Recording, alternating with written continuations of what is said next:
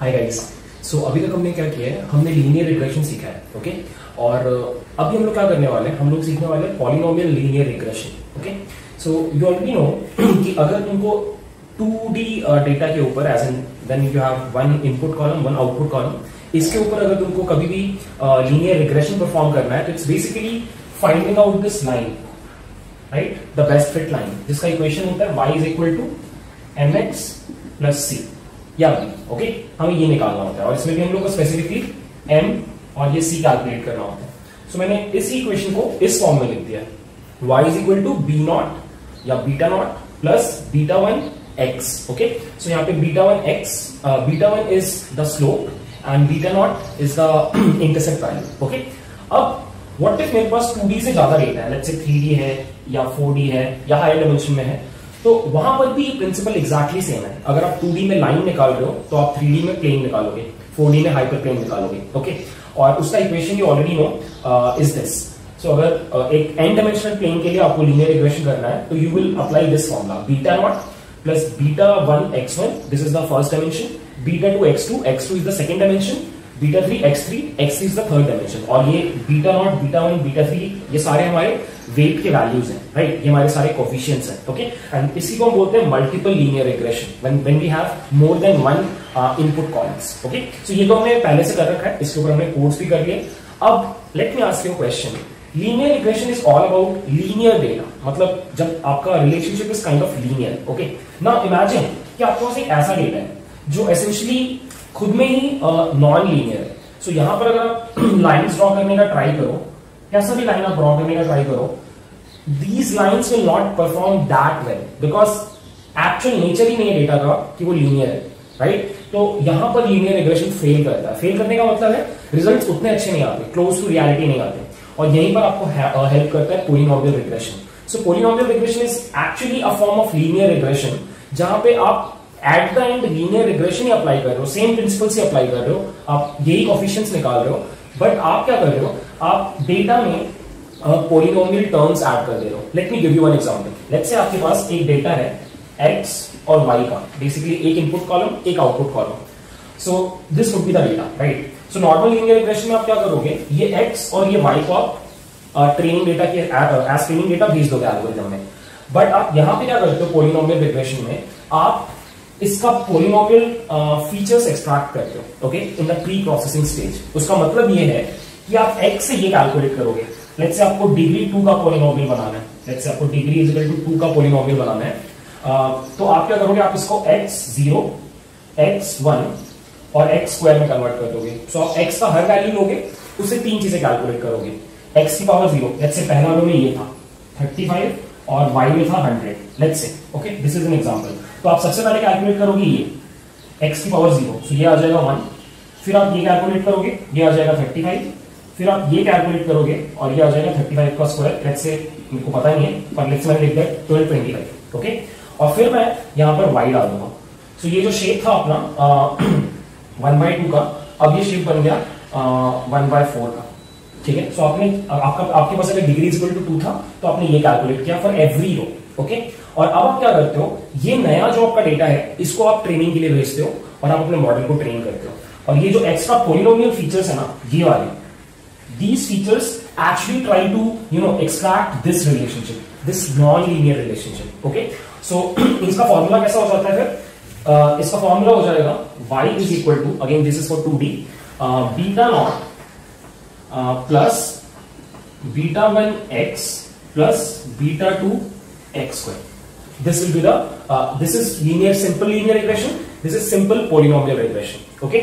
अब एक दो चीजें और डिस्कस करते हैं, जैसे कि व्हाट इफ मैं डिग्री 3 कर दूं, what if degree is 3, in that case what you will do is you will find out one more term x cube and then y, ठीक है। सिमिलरली अगर आपने 4 कर दिया तो you will find out one more term x to the power 4, okay. अब यहां पर एक चीज बहुत इंपॉर्टेंट है, ये जो डिग्री का वैल्यू सेट करना है, ये कैसे पता चलेगा कि कितना सेट करना है, क्योंकि ये हमें सेट करना पड़ता है because this thing is a hyper parameter, this thing is a hyper parameter. So ये मशीन लर्निंग इंजीनियर का काम है कि वो सही वैल्यू प्रिडिक्ट करे, ओके। अब the problem with this value is कि अगर आप इसको बहुत कम रखो तो हो सकता है ये ग्राफ अंडरफिट कर जाए, मतलब सारी प्रॉपर्टीज सारे एट्रीब्यूट्स फेच ना कर पाए, ओके, या ट्रू रिलेशनशिप नहीं निकाल पाए। बट अगर आप बहुत ज्यादा कर दो, जैसे आपने 15 कर दिया, तो फिर ये कुछ ऐसा दिखने लगता है, it tries to touch every point और फिर ओवरफिटिंग हो जाता है। सो इसका मतलब for smaller values of degree this entire method tends to underfit, and for higher values of degree this model tries to overfit. So आपको बीच में कोई ऑप्टिमम वैल्यू निकालना पड़ता है, ठीक है। आई गेस ये वाला पॉइंट क्लियर है। नाउ व्हाट इफ आपके पास दो वेरिएबल्स हैं, x1 x2 और y, लेट्स से आपके पास दो कॉलम्स हैं। इन दैट केस आपका इक्वेशन कैसे चेंज हो जाएगा, आप टर्म्स ऐड कर दोगे for everyone. So you will write beta 3 x2 plus beta 4 x2 whole square. आपका ऐसे चेंज हो जाएगा। So for every additional column you will do it again and again, okay, and that is how you do it, guys. This is what polynomial regression is.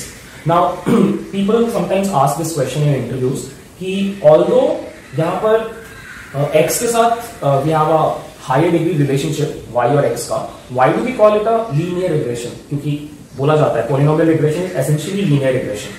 So the reason for that is कि हम लोग actually जब linear regression का बात कर रहे हैं तो हम y और इन coefficients के बीच का relationship सोच रहे हैं, क्योंकि हम at the end x1 x2 ये सब तो हमारे पास पहले से होता है, हम ये निकाल रहे होते हैं, ये कोफिशिएंट्स निकाल रहे होते हैं, और इन कोफिशिएंट्स का डिग्री अगर आप देखो इट्स स्टिल 1, तो y और इन कोफिशिएंट्स के बीच का relationship is still linear, okay, and that is why we call this relationship और this regression to be linear regression. So it's polynomial linear regression, okay. अब हम लोग नेक्स्ट क्या करने वाले हैं, हम लोग नेक्स्ट एक कोड देखेंगे जहां पे हम फर्स्ट ऑफ ऑल एक नॉन लीनियर डेटा जनरेट करेंगे और फिर हम उसके ऊपर linear regression, normal simple linear regression perform करेंगे एंड वी विल सी कि रिजल्ट्स उतने अच्छे नहीं आ रहे हैं। और फिर हम लोग स्टार्ट करेंगे उसके ऊपर पॉलिनोमियल रिग्रेशन अप्लाई करना, पहले छोटी डिग्री से, फिर हम लोग बड़ी डिग्री की तरफ जाएंगे और फिर आई विल शो यू कि कैसे एक पॉइंट तक एरर्स ठीक हो रहे हैं और फिर थोड़े टाइम के बाद ओवरफिटिंग होने लग जा रहा है, okay. So this is the next part that will do on the laptop. So guys, this is the code. मैंने ऑलरेडी ये कोड कर रखा है क्योंकि अगर मैं साथ में करूंगा तो बहुत ज्यादा टाइम लगेगा। बहुत ही सिंपल कोड है, मैं आपको लाइन बाय लाइन समझाता हूं। सबसे पहले इस सेल में हमने सारी लाइब्रेरीज इंपोर्ट कर ली। सेकंड सेल में मैंने डेटा सेट जनरेट किया। सो ये डेटा जनरेट करने का कोड है और हमारा जो डेटा है उसके अंदर का इक्वेशन ये है। इस इक्वेशन से मैंने अपना डेटा सेट जनरेट किया है। So it is a polynomial of degree 2, y is equal to 0.8 x square plus 0.9x plus 2, ठीक है। और साथ में कुछ रैंडम नॉइस ऐड किया सो दैट पॉइंट थोड़े ऊपर नीचे हो, ठीक है। अब मेरा काम है या मेरे लीनियर मॉडल का काम है ये कोफिशिएंट्स निकालना, x स्क्वायर के साथ वाला कोफिशिएंट, x के साथ वाला कोफिशिएंट और ये इंटरसेप्ट टर्म मुझे फाइंड आउट करना है, ठीक है। बाय द वे मेरा डेटा इस पॉइंट पे कुछ ऐसा दिख रहा है, ठीक है। This is my data. अब मैं पहले आपको नॉर्मल वाला लीनियर रिग्रेशन लगा के दिखाऊंगा और फिर मैं दिखाऊंगा कि अगर आप पॉलिनोमियल लीनियर रिग्रेशन लगाओगे तो क्या होता है, ठीक है। सो सबसे पहले ट्रेन टेस्ट स्प्लिट कर लेते हैं और उसके बाद लीनियर रिग्रेशन का ऑब्जेक्ट बनाया, मॉडल को ट्रेन किया x ट्रेन और y ट्रेन के ऊपर और फिर हमने R2 स्कोर कैलकुलेट किया and the R2 score is coming out to be 0.22।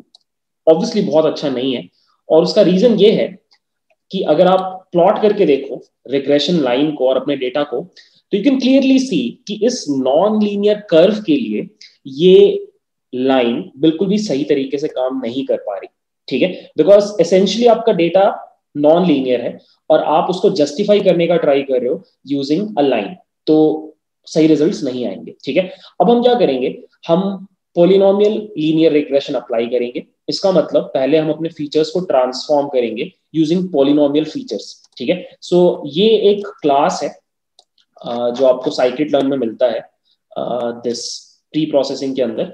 आपको क्या करना है, इस क्लास का एक ऑब्जेक्ट बनाना है, मैं उसको पोली बोल रहा हूँ। यहाँ पे आप एक चीज बताते हो वो ये है कि आपके पॉलिनोमियल का डिग्री कितना होगा, ठीक है। सो अगर आप डिग्री 2 दोगे तो for every column in your input you will gate 3 columns. अगर आपके इनपुट में एक कॉलम है तो उस एक कॉलम से 3 कॉलम बन जाएगा। सो अगर आपका इनपुट कॉलम इज x तो आपका output will be x to the power 0, x to the power 1 and x to the power 2। ठीक है, सो अब मैंने क्या किया, पोली के अंदर फिट ट्रांसफॉर्म में x ट्रेन को पास किया और सिमिलरली x टेस्ट को पास किया, and now I can show you. मेरा अगर आप x ट्रेन का बात करो जो मेरा ओरिजिनल डेटा था, और अगर मैं अपने y x ट्रेन ट्रांसफॉर्म का बात करूं तो यू कैन सी ये था ओरिजिनल डेटा, ये था x टू द पावर 0 जो कि हमेशा 1 होगा, ये है x टू द पावर 1 मतलब जो डेटा है वो एज इट इज रिटर्न हो जाएगा, और ये है आपका x स्क्वायर, सो इसका स्क्वायर ये रहा। ठीक है, अब एक चीज हमेशा याद रखना कि आप पोलिनोमियल फीचर्स सिर्फ इनपुट के ऊपर अप्लाई करोगे, आउटपुट एज इन y के ऊपर अप्लाई नहीं करते। ठीक है, हाँ आपको ये ख्याल रखना है कि आपको ट्रेन और टेस्ट दोनों के ऊपर ये ट्रांसफॉर्मेशन अप्लाई करना पड़ेगा। ठीक है, यहां पर एक चीज और है कि अगर आप चाहो तो यहां पर एक इंक्लूड बायस टर्म है जिसका बाय डिफॉल्ट वैल्यू ट्रू होता है। अगर आप इसको फॉल्स कर दोगे तो फिर एक पर्टिकुलर इनपुट से दो ही आपको कॉलम्स मिलेंगे, एक होगा x टू द पावर 1 और एक होगा x to the power 2। x to the power 0 वाला टर्म नहीं आएगा। लेट मी शो यू, अगर मैं फिर से इसको रन करूं, अब देखो सिर्फ दो ही टर्म्स आ रहे हैं। So this is x to the power 1 and this is x to the power 0। Intercept वाला टर्म आपने हटा दिया, बायस वाला टर्म आपने हटा दिया, तो इट डिपेंड्स। फिलहाल मैं रख रहा हूं, फिलहाल मैं इसको ट्रू कर रहा हूं, इसको ट्रू करने से I will also get the bias वाला टर्म। मैं ऐसा इसलिए कर रहा हूं क्योंकि मुझे पता है कि मैंने जो इक्वेशन क्रिएट किया है उसमें बायस का टर्म है, दैट इज वाई। ठीक है, इन रियल लाइफ सिनेरियो आप श्योर नहीं होंगे, आप दोनों चीजें ट्राई करके देख सकते हो। ठीक है, एनीवेज अब आफ्टर डूइंग दिस हमारे पास हमारा इनपुट और आउटपुट दोनों है। अब हम फिर से मॉडल को ट्रेन कर रहे हैं, इस बार हम एक्स ट्रेन ट्रांसफॉर्म को भेज रहे हैं और वाई ट्रेन जैसे पहले भेजा था वैसे ही भेज रहे हैं।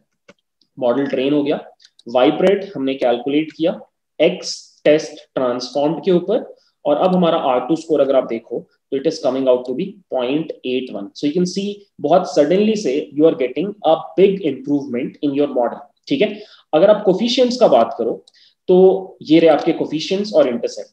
ठीक है, ये रहे आपके कोफिशिएंट्स एंड इंटरसेप्ट। ठीक है, सो इसमें से ये वाला है आपका if I am correct x square का, ये है x1 का, और ये है आपका x टू द पावर 0 का।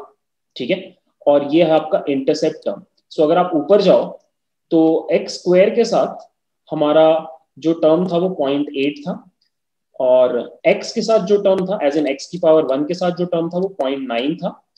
हमारा इंटरसेप्ट वैल्यू 2 था।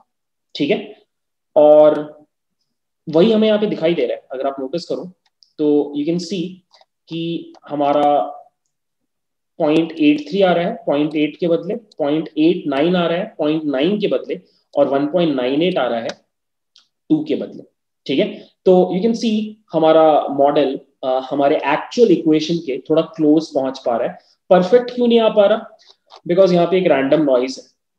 Because of this random noise हम एग्जैक्टली ये चीज नहीं निकाल सकते, नॉट पॉसिबल। ठीक है, बट हम बहुत क्लोज पहुंच पा रहे हैं।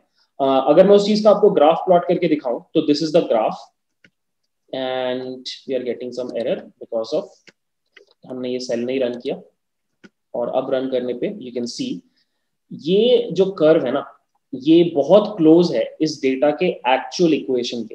रैंडमनेस तो है क्योंकि हमने रैंडम फंक्शन यूज किया है पॉइंट्स को ऊपर नीचे करने के लिए, बट जो ट्रू एसेंस है मेरे डेटा का वो समझ पा रहा है पोलिनोमियल लीनियर रिग्रेशन। ठीक है, अब क्वेश्चन ये आता है कि अगर आप डिग्री को बढ़ाते हो, ठीक है, अगर आप डिग्री 3 करते हो या 4 करते हो या उससे ज्यादा करते हो तो क्या होगा? ठीक है, तो मैं आपको दिखाता हूं। मैंने एक फंक्शन बना रखा है, इसमें बस आपको डिग्री प्रोवाइड करना है और ये आपको एंड में पूरा ग्राफ प्लॉट करके देगा। ठीक है, सो इस फंक्शन को मैं एक बार रन कर रहा हूं और मैं स्टार्ट करता हूं 3 से। सो यू कैन सी 3 और 2 में बहुत ज्यादा चेंज नहीं है, एक्सेप्ट थोड़ा सा ज्यादा कर्वी नेचर आपको दिखाई देगा। ठीक है, इनफैक्ट आपको 4 में भी बहुत ज्यादा डिफरेंस नहीं फील होगा, बट जैसे जैसे आप बढ़ते जाओगे आप एक डिफरेंस नोटिस करने लगोगे। मैंने 6 डाला तो भी कुछ खास नहीं है, मैंने 10 डाला, लेट्स सी क्या होता है। यू कैन सी थोड़ा सा अब एक इरेगुलर बिहेवियर इंड्यूस होना शुरू हो गया एंड की जगह पे, ठीक है। अगर हम इसको 15 करें तो यू कैन सी अब कई कई जगह से आपका जो मॉडल है वो ट्रेनिंग डेटा के ऊपर ज्यादा रिलाई करने लग रहा है। अगर ट्रेनिंग डेटा में जरा भी मूवमेंट है तो आपका कर्व उसको पकड़ने का ट्राई कर रहा है, ठीक है। अगर हम इसको 25 करें, यू कैन सी बहुत बारीक बारीक चीजों को पकड़ने लग जा रहा है, ठीक है। मैं इसको 50 करता हूं, यू कैन सी अब ये अपने ट्रू एसेंस से थोड़ा दूर भाग रहा है और ट्रेनिंग वाले पॉइंट्स को एज इट इज पकड़ने का ट्राई कर रहा है। या इन शॉर्ट आप बोल सकते हो कि अब ये डेटा में जो पैटर्न्स हैं उसको रटने का ट्राई कर रहा है rather than going for the true essence of the data.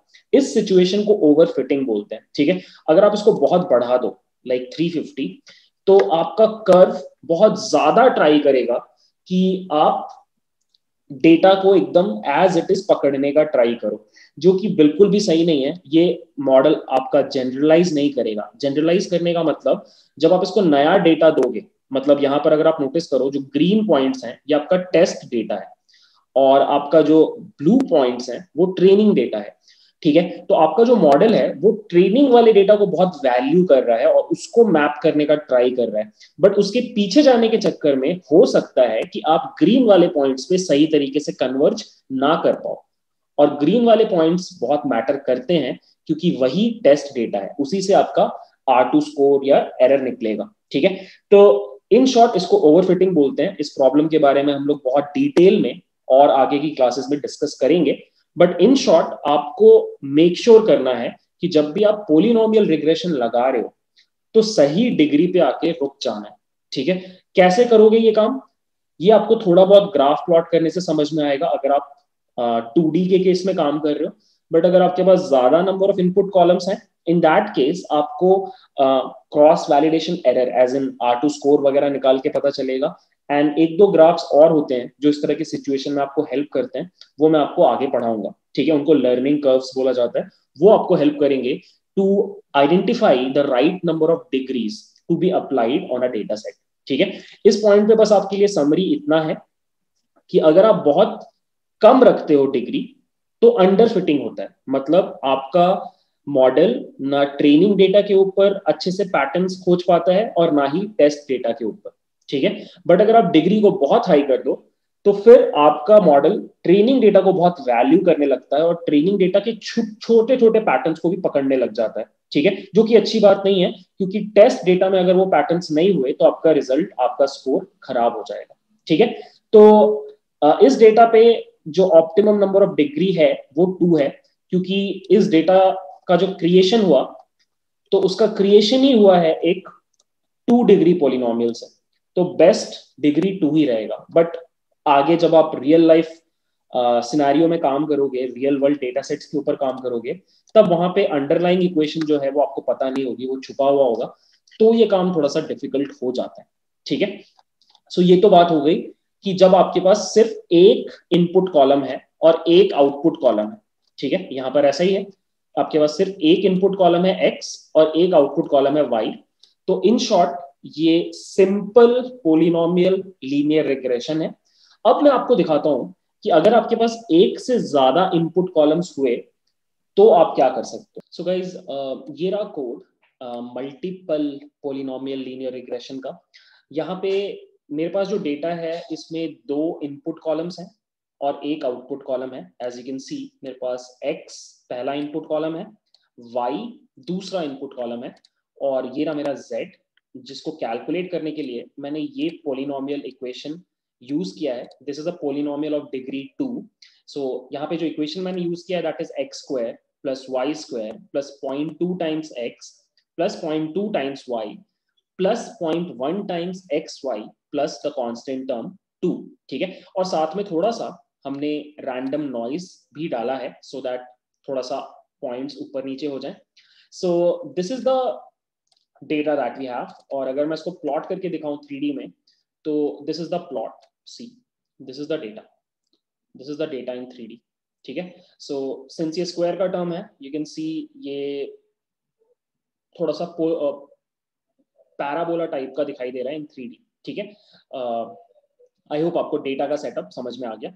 अब हम क्या करेंगे, हम दो स्टेप्स में काम करेंगे। पहले मैं आपको सिंपल मल्टीपल लीनियर रिग्रेशन लगा के दिखाऊंगा, जहां पर हम एक प्लेन के थ्रू इस डेटा को मैप करने का ट्राई करेंगे, और फिर उसमें क्या प्रॉब्लम है हम वो देखेंगे, और फिर हम इसके ऊपर पॉलिनोमियल रिग्रेशन अप्लाई करेंगे। ठीक है, सो ये रहा कोड। यहाँ पे मैंने सिंपल वाला लीनियर रिग्रेशन लगाया है, as in multiple linear regression लगाया है विदाउट एनी पॉलिनोमियल फीचर्स।